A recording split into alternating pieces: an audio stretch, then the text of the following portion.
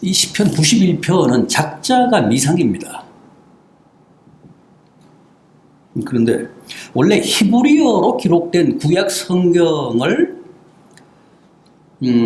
디아스포라, 헬라 문화권에 나와 사는 디아스포라들을 위해서 헬라어로 번역한 성경을 우리가 70인역이라고 하는데, 그 70인역에는 이 91편 맨 앞에 다윗에 의한 찬양시 그렇게 되어 있습니다.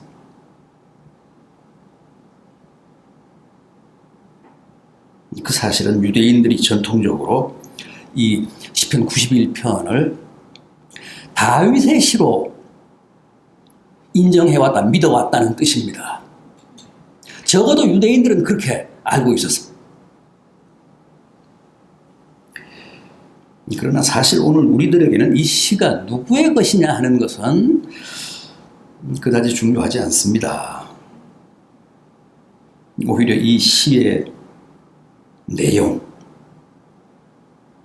이 고백의 내용이 중요합니다. 본문 2절을 보십시오. 그는 나의 피난처요, 나의 요새요, 내가 의뢰하는 하나님이라. 여호와가 나의 피난처시고 나의 요새라고 고백합니다.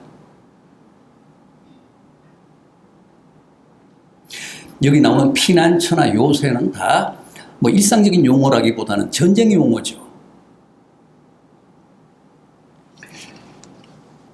어느 시대나 전쟁처럼 참혹하고 처절하고 긴박하고 또 비극적인 사건은 없습니다. 그러니까 이 시의 작가는 지금 실제 전쟁 중이거나 아니면 전쟁과도 같은 절박한 처지에 몰려서 하나님께 이런 내용의 호소와 고백을 드리고 있는 겁니다.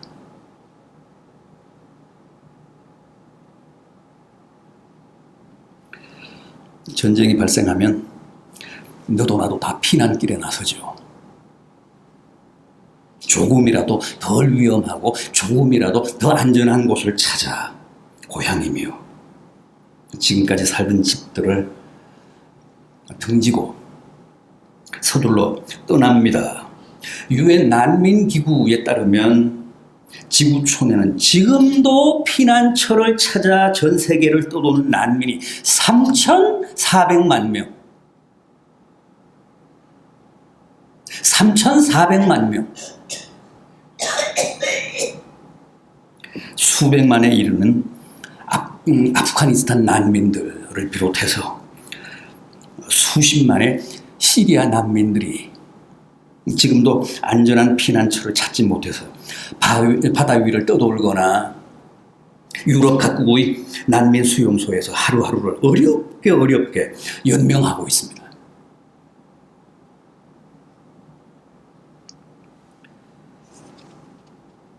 어제 그제 특별 전세기로 중국 우한에서 탈출한 우리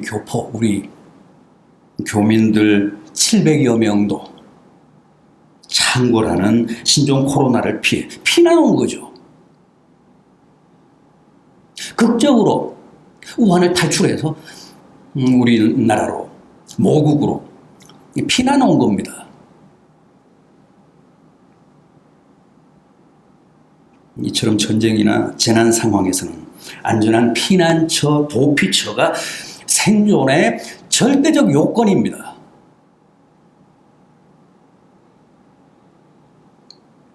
그런데 오늘 본문은 여호와가 바로 나의 안전한 피난처라고 고백합니다. 여호와가 우리의 완벽한 도피처라고 합니다.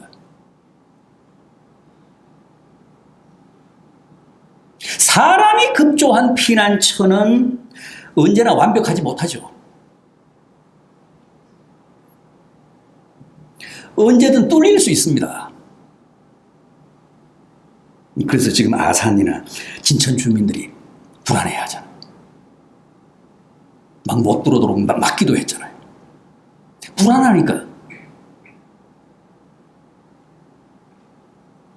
그러나 여호와는 언제나 그 어떤 재난, 그 어떤 전쟁 가운데서도 우리의 안전을 완벽하게 보장해 주실 수 있다는 거예요. 뿐만 아닙니다. 본문은 여호와가 나의 피난처일 뿐 아니라 요새라고도 합니다. 요새가 뭡니까? 피난처가 민간인들의 최후 보루라면 요새는 군인들의 최후 보루입니다.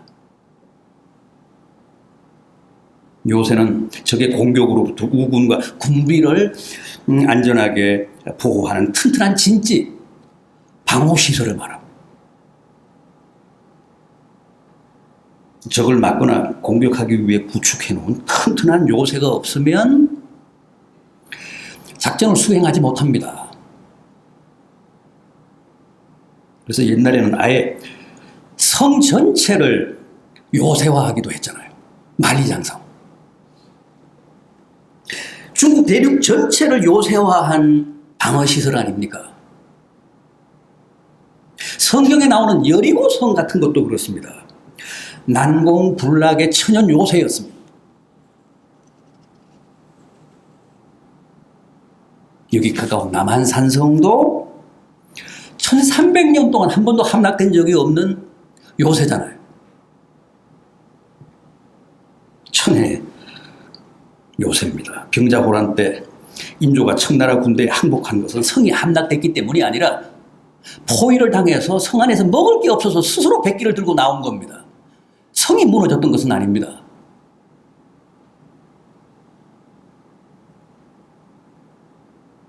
그런데 여호와가 바로 남한산성 같은 안전하고 튼튼한 우리의 요새시라고 합니다.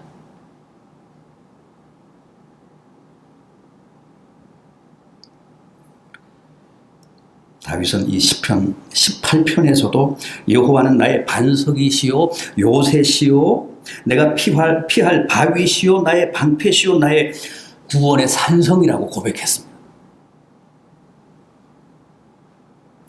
또 46편에서도 하나님은 우리의 피난처시요 힘이시니 환난 중에 만날 큰 도움이시라고 했습니다.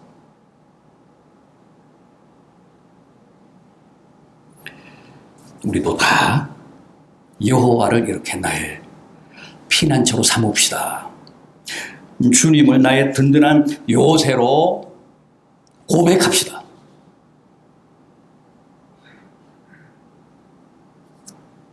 그래야 내 삶이, 내 인생이 안전합니다. 그래야 이 불안정하고 위험천만한 세상에서 신종 폐렴이 창궐하는 우한과 같은 세상에서 신변의 안전을, 내 삶의 안녕을 보장받을 수 있습니다.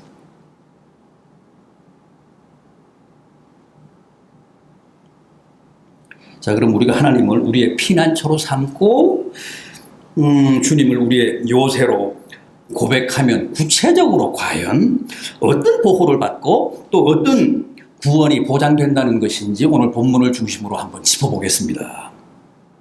우선 사냥꾼의 올무로부터 건지심을 받는다고 합니다. 본문 3절을 보십시오. 그가 너를 새 사냥꾼의 올무에서 와. 올무가 뭡니까? 짐승을 잡기 위해서 설치하는 덫입니다. 특히 올가미로 만든 덫을 올무라고 합니다. 사냥꾼들이, 짐승들이 다니는 산길에 아주 가늘고 강한 와이어로 올가미를 만들어 설치하고 그걸 눈에 잘 띄지 않게 나뭇가지나 나무 잎사귀로 위장을 해놓으면 거기에 산토끼며 노루며 멧돼지 같은 게 걸립니다. 지금도 그렇게 잡습니다.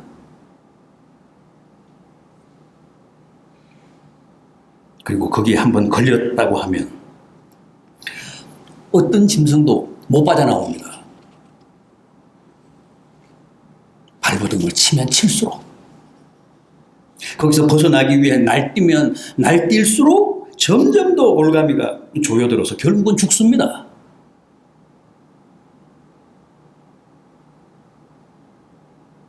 더구나 오늘 본문의 올무는 새사냥꾼의 올무라고 합니다.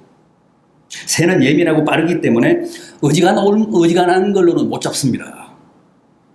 완벽한 덫이 아니고서는 결코 잡을 수 없습니다.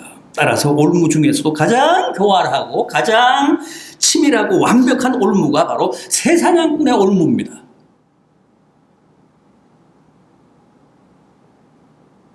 그런데 이 세상에는 그런 새사냥꾼들의 올무가 도처에 널렸습니다.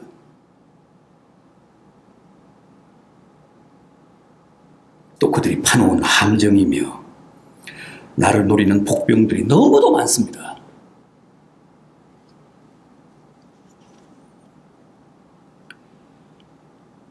요즘은 누구든 새사냥꾼들의 표적이 되면 안 당할 도리가 없습니다.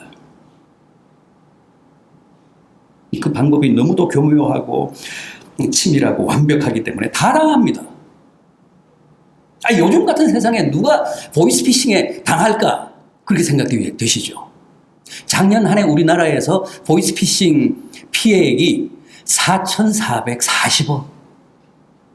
한 해 4,440억. 우리가 사는 이 경기 남부지방만 1,200억. 상상이 되십니까? 보면 멀쩡한데 다 당해요.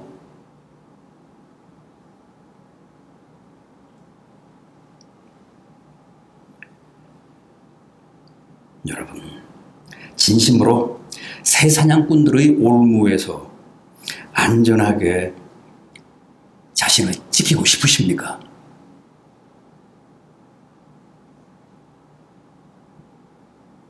주님이 제자들을 세상으로 내보내시면서 뭐라고 했습니까? 내가 어린 양을 이리에게로 내보내는 것과 같도다.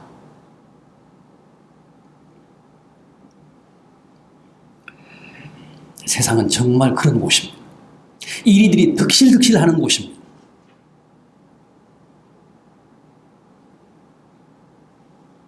부디 주님을 피난처로 삼으십시오. 주님을 나의 요새로 고백하십시오.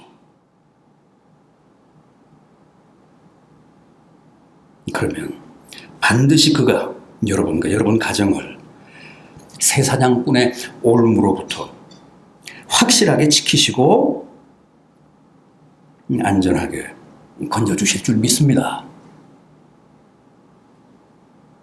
다음은요, 3절 하반절입니다. 심한 전염병에서 건지실 것이미로다. 6절 상반절도 보면 어두울 때 퍼지는 전염병으로부터 보호하신다고.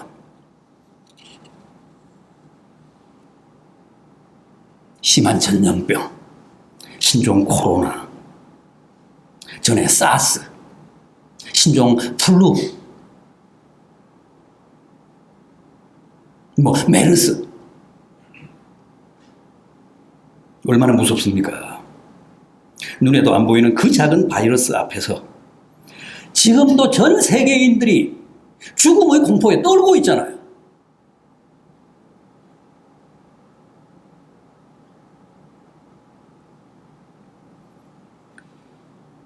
그런데 여기서 말씀하는 심한 전염병이란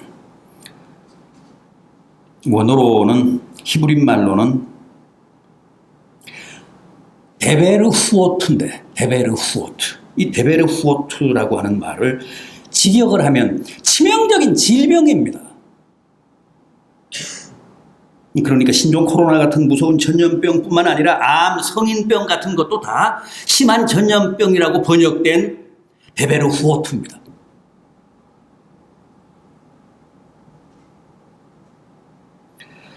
전염병도 그렇지만 암이나 성인병도 참 황당하잖아요. 어느 날 불쑥 내 앞에 나타나잖아요. 그리고 그리고 나를 위협합니다.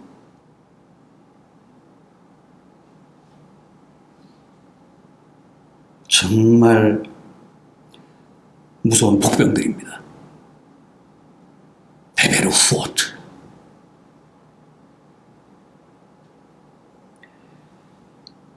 그런데 여러분, 이런 베베르후어트, 치명적인 질병이나 전염병도 여호와를 나의 피난처로, 주님을 나의 요새로 삼으면 능히 피할 수 있고 또 건지심을 받는다는 거예요. 거기에 빠졌다고 해도 즉각 건지심을 받는다는 겁니다.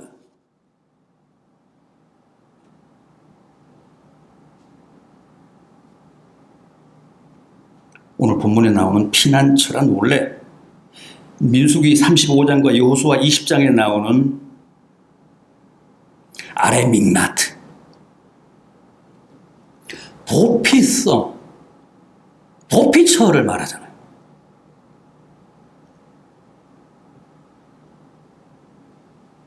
잘 아시는 대로 도피성은 살인을 저질렀다고 해도 그것으로 피하면 함부로 따라 들어가서 해치거나 보복할 수 없는 곳입니다. 성역입니다. 절대 성역입니다. 그런데 우리가 주님을 도피성으로 삼아 그분의 날개 아래로 피하면 그 어떤 치명적인 질병도, 사스나 무슨 신종 코로나 같은 전염병도 더 이상 우리를 추격해서 해치지 못한다는 거예요. 이번 기회에 다시 한번 주님을 여러분들의 도피성으로,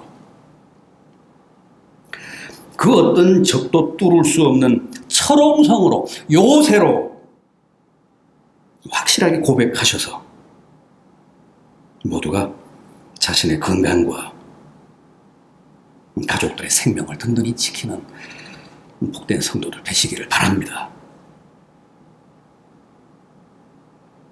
하나 더 있습니다. 10절 이하입니다. 화가 내게 미치지 못하며 재앙이 내 장막에 가까이 오지 못하리니 그가 너를 위하여 그의 천사들을 명령하사 내 모든 길에서 너를 지키게 하심이라. 각종 재앙이 내게, 네 장막에, 네 집에, 네 가정에 미치지 못하게 지켜주신다고 합니다.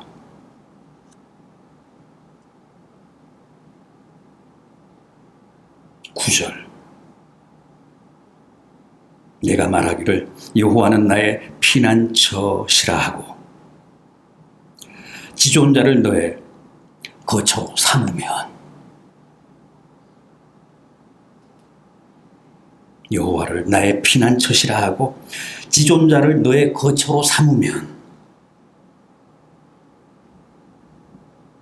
화가 내게 미치지 못하면 재앙이 내 장막에 범접하지 못하게 막아주겠다. 천사들을 명해서,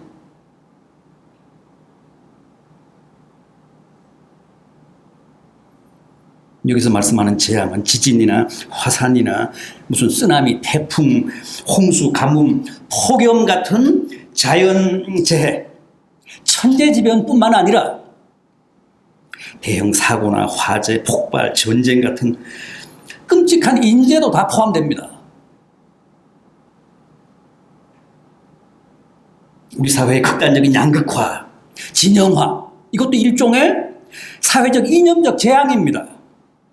전에 우리가 겪었던 IMF 같은 것도 경제적 재앙입니다.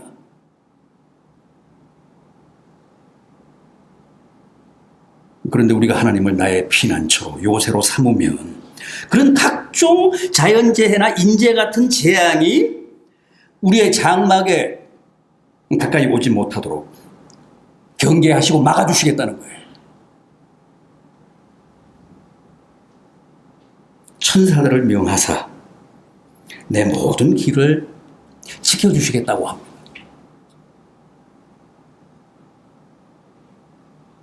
그리고 중요한 것은 8절입니다. 너는 똑똑히 보리니 악인들의 보응을 내가 보리로다. 지금 나를 잡으려고 온갖 계략과 음모를 다 부리고 있는 복병들, 원수들, 대적들, 악인들을 치사. 나로 하여금 그들의 패배와 그들에 대한 하나님의 응징, 보응을 내 두 눈으로 똑똑히 보게 하시겠다고 합니다. 통쾌한 승리를 맛보게 하시겠다는 약속입니다.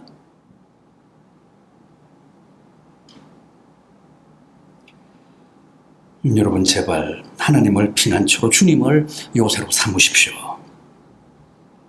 도피성은 의인이 숨는 곳이 아니라 죄인, 살인자의 피난처입니다.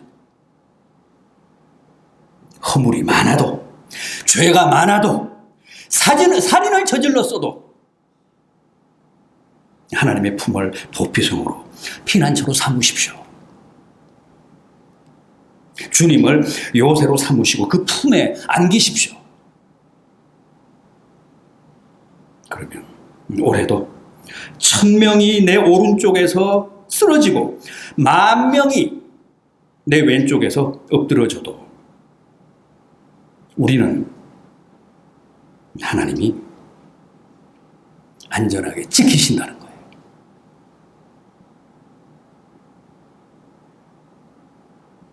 이제 우리 다 함께 이 시편 91편의 결론인 마지막 16절 말씀을 같이 한번 읽고 말씀을 마치도록 하겠습니다. 이 시편 91편 마지막 절인 16절입니다. 자, 우리 같이 한번 읽고 마치도록 하겠습니다. 내가 그를 장수하게 함으로 그를 만족하게 하며 나의 구원을 그에게 보이리라 하시도다. 아멘. 기도하겠습니다.